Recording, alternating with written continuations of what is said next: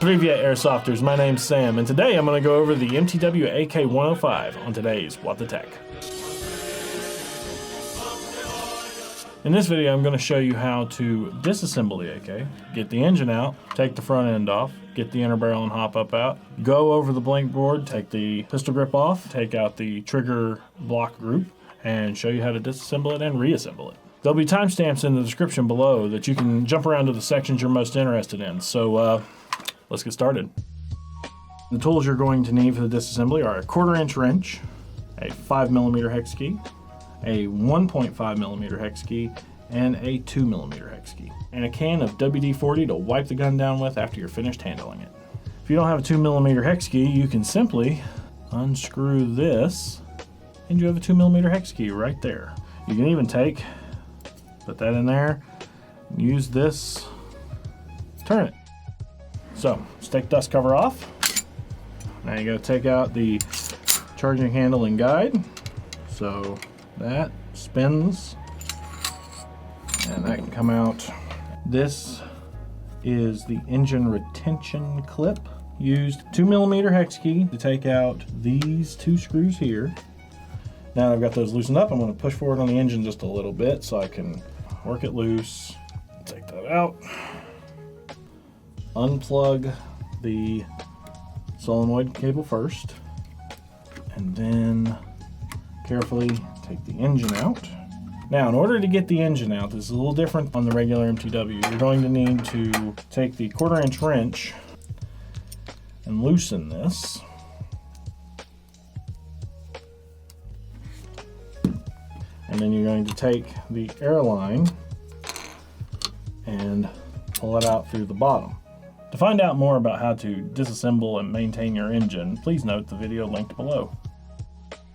The top here on the Picatinny rail, you'll see 3 holes. This lines up to 3 screws down here at the bottom. Loosen those up, or take them out, but just don't lose them.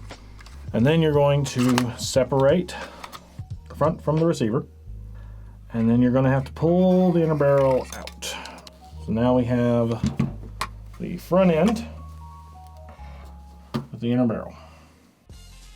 And now that we got everything out of here, you don't normally have to go this far down, but I want to show you the BLINC board that is in the AK. Right here, there is an optical sensor. That optical sensor is for the simulated empty mag detection for when you rack the bolt to reset it and you can start shooting again. You can see here is the selector and how the selector arm sits on the board. I'll move it up into this position. That makes it easier to take out the screw that holds on the selector arm. It is just finger tight, so now you pull that off. Next thing you're going to want to do is this wire here that runs to the optical sensor. Let's go ahead and unplug that so we don't rip it out. Okay, now we need to take the pistol grip off. This is where you're going to use the 5mm hex key, and this is just a modified real steel AK pistol grip. None of the other pistol grips that we make will work with the AK, only AK pistol grips will work with the AK. So now we're here at the bottom. You'll see this is where the pistol grip screws in, where the airline comes through, and where your electronics poke through. You will see there are 2 screws here and here. Those are 2mm hex key screws, and you have here the trigger adjustment screw. That is a 1.5mm hex key. It just screws up into there, and you will actually see the trigger start to move. Now, when you're adjusting it, you can pull the trigger, adjust, pull the trigger, adjust, and keep going until it doesn't click anymore like that. If you've gotten to that point, please, please, please, please be careful. Back it off, because that means that the trigger switch is fully engaged now. If you continue to screw this in, you could cause damage to the trigger board. But right there seems pretty good. This entire assembly here, including where the trigger board is the trigger block assembly. So now let's remove it. You just need to loosen this one up just a little bit, and then take this one out. That will come out. Make sure everything comes out smoothly. Don't start jerking and ripping. Okay, so now we have the trigger block assembly with the BLINC board. You will see the actual selector switches. There are 2 of them. This part actually sits down onto this little ramp that's on the board, and whenever it moves, it contacts the switches to make the board know that it needs to not be in safe and to be in full auto or semi. You'll also see that there is a spring here and a nut. It allows the board to flex. Do not touch that, please. Do not remove it, as that is not really anything serviceable. In order to take the board off of the trigger block assembly, you're going to need to take a 2mm hex key, stick in this, and remove this screw and this screw only. This one is just there to help hold it in place. It is Loctited into position. Please do not try to remove it, as you will strip it. Just pulls out of there like that. We'll take a look at the bottom side of it, where you'll actually see this is the spring for the trigger, and this is the actual trigger button.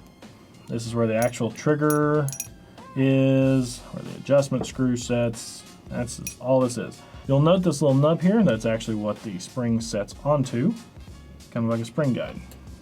Currently, there are no other triggers that will work with the AK MTW, just the trigger that comes with it. Okay, now that I've got it fully ripped apart, let's put it back in reverse order. Note that that just slips into there. And you're going to kind of want to, might be a little hard to see here, but the board moves back and forth. That is an adjustment. You will want to center it on the white oval. And it doesn't have to be precise because you may have to adjust this anyway when you reinstall it into the gun. But that doesn't need to be very tight, just a little. Feed the electronics down through the hole right now because it'll just make it easier. Alright, now we're going to install the board and trigger assembly back in. Be careful of the optical sensor here because you may damage it. That back screw, remember we didn't take it out because that's just going to slip in there.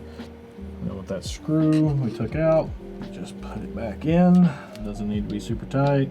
We'll tighten this one back up, just like that. Put the pistol grip back on. Let's go ahead and put the wire down through there. Okay, so we got that back in. Put the cable for the optical sensor leading to the BLINC back in. Okay, once you got that on there, you might want to kind of tuck that wire out of the way. These 2 screws here, if you remember, they actually hold the charging handle guide on. All right, so let's put the selector on. You're gonna want to probably set it like that. It all snaps on. And with it in the upward position, go ahead and put the screw back in, and this screw actually just needs to be finger tight.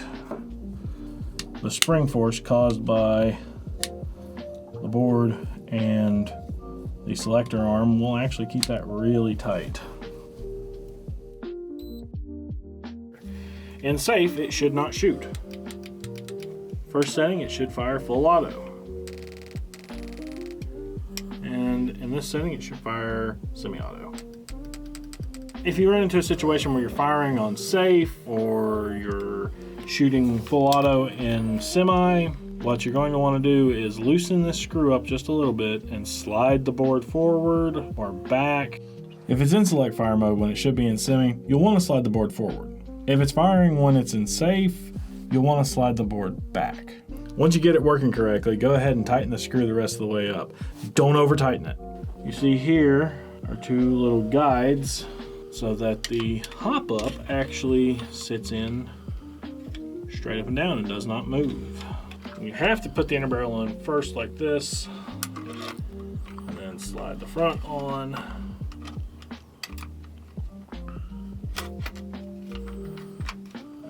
Let's work it. Now let's put the engine back into the gun. So you need to start by putting the engine side of the airline in first. Screw the engine back on. There we go. Tighten it down so it doesn't leak.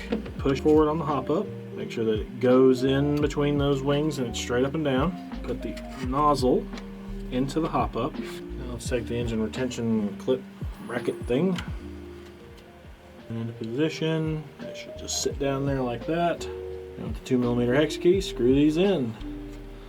Make sure it's tight. Go back over the other one. Solenoid pigtail back in. And let's plug up battery. Make sure everything's shooting. That's semi. That's full. That's safe. All right, now let's put the charging handle back onto the guide. So this is going to go into that guide. Turn that upside down. Then flip it around and it just sits on those screws. Just like that. Let's move to the handguards. In order to get the handguards out, you're going to take this lever and pull up on it. And the top one should pull out. It may be a little difficult if this is your first time doing it with an AK. Don't worry, it will come apart. And to get the bottom off, you're going to want to remove the cleaning rod. Pull up on this little lever that's located right there. Push that forward, and that just comes out. Now this is going to be compatible with LCT handguards and some other AK handguards. But like with all things AK, there may be some modification required to get it to install onto an AK, so be aware of that. Okay, to put it all back together, that's going to slide in there. We're going to push that in, push that lever down, just put that on there like that, slide that on, and it should just snap into location. So that should just up on there like that. You might have to wiggle it around a little bit, but it will come down. We do definitely recommend that after handling it, playing with it, wipe it down with some like WD-40, some sort of oil like that. I'm going to use a set of gloves. You don't have to use a set of gloves, but it just keeps you from having to go back and fixing mistakes.